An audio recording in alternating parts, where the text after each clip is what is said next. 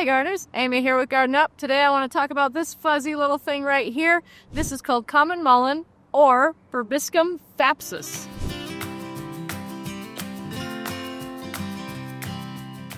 So Verbascum thapsus it's got several common names. Great mullein, greater mullein, common mullein, and a few others, but those are the usual common names. It's native to Europe, Asia, and North Africa, but it has, of course, brought itself and established in America and Australia. It's invasive in some areas, but it's not on very many noxious weed lists just because it's not a big deal for agriculture because it's easy to till.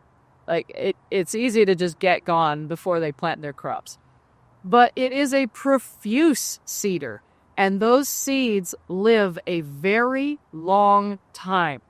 And so that's how this plant has been so successful, is it's just sheer numbers. Where the seeds like to germinate is in disturbed soils, so something like a farmland that isn't currently being farmed, or forest that has been cleared, or an area that's been cleared for construction. Those kinds of areas, that's where you're really going to see common mullein pop up a lot. It likes full sun. It doesn't need much water. So common mullein is a biennial. This is its first year of growth, which is why it's a nice little compact rosette. The leaves can get quite large, up to about 50 centimeters long. They're usually not quite that big from what I've seen. They usually cap out around a foot long. The second year plants normally produce a single unbranched stem, usually 1 to 2 meters tall. The tall pole-like stems end in a dense spike of flowers that can occupy up to half of the stem's length. So this is the first year. It'll make a nice little fluffy rosette of leaves, and then the second year it'll bolt, and it'll create its flower on a long stem, and it'll flower, and then it'll seed. Each flower makes a capsule that can contain several hundred seeds, and each plant makes several hundred flowers. So you can see that this is going to add up quickly.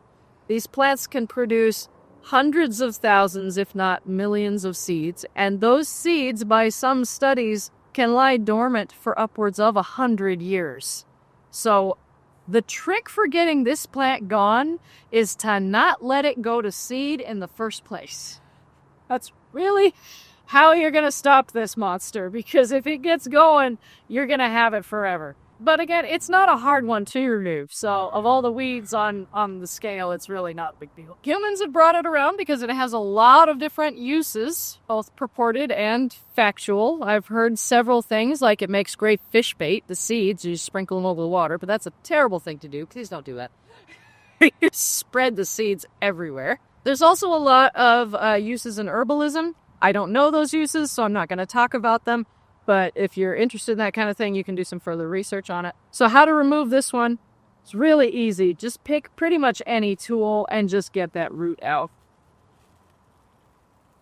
I don't even think that if you leave root behind, I don't think it'll even come back. So, not a big deal.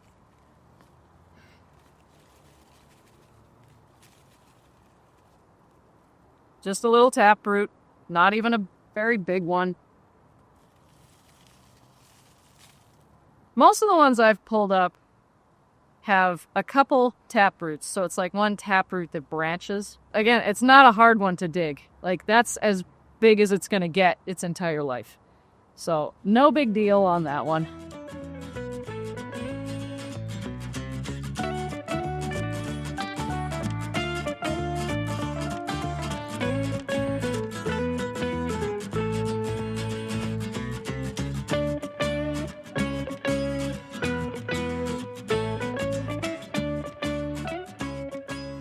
So thanks for watching, everybody. I hope it was valuable to you. If it was, make sure to tell me by hitting the like button. If you have any questions, make sure to leave a comment below. And if you haven't already subscribed, please do that. You'll get some new gardening content in your video feed every week.